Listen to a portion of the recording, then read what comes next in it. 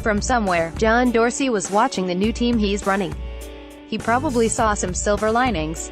But his job is to look for the clouds. There were plenty of both.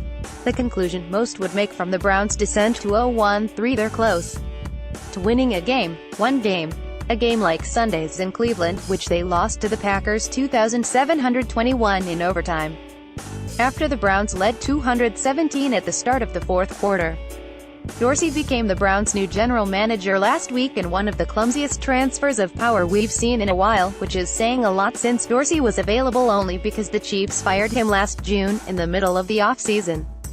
The Browns topped that because they're the Browns, and under Jimmy Haslam's watch, that's what they do best, being worse than the others.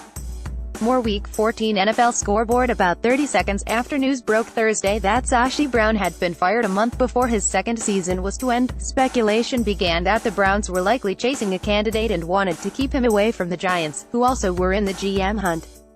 To the surprise of no one, ESPN reported Sunday morning that, yes, Dorsey was scheduled to interview with the Giants this week. The showings by both in transition teams indicate that Dorsey made the right choice. The Giants, for example, got beaten senseless in the fourth quarter by the Cowboys on Sunday and looked like a team in need of a total overhaul, with nothing to build on and a lot of mistakes to undo. Meanwhile, as Jackson said of his team after the Packers' loss, that was the best version of us as a football team, offense, defense, special teams, up until the fourth quarter, when we needed it the most. They're somewhat empty words, since they're still winless and still won for Jackson's Browns career. But not totally empty. There are still tons of players in Cleveland who Brown brought in during his brief stint, who can contribute to winning with time and patience. They also have 12 picks in what will now be Dorsey's first draft, courtesy of Browns deals. Clearly, quarterback was the sore point. The Browns notoriously passed on Carson Wentz and Deshaun Watson, so there was Deshaun Kaiser Sunday, playing very well, the best he has all season. Until, of course, he wasn't. The wild alley-oop for the overtime interception that cost the Browns the game was his season in a nutshell. Still, one of Kaiser's season-best 3 touchdown passes was to Josh Gordon, who is teasing Cleveland and the NFL again. He was wondrous for the second straight week. His first quarter touchdown catch was as beautiful as any the Browns have scored this season.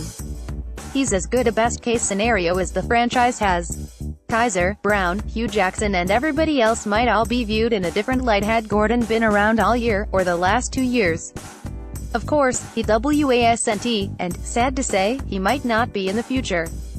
But like those picks, he can make Dorsey look great. Mock Draft 2018 Browns go offense in round 1. Which picks in the previous 2 years should have been made differently so that the Browns, for example, would have beaten the Packers? Or the other 4 teams that won by exactly 3 points?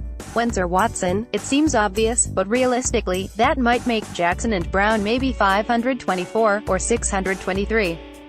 They were high-risk, high-reward deals for a boatload of picks. If the picks pan out under Dorsey, well, good for him, and good choice of jobs. The Browns have players, and they have a few chances to win. They'll get more. Dorsey's time to show how good he is at getting more is coming fast. But considering he's taking over a winless team, he still has a decent head start.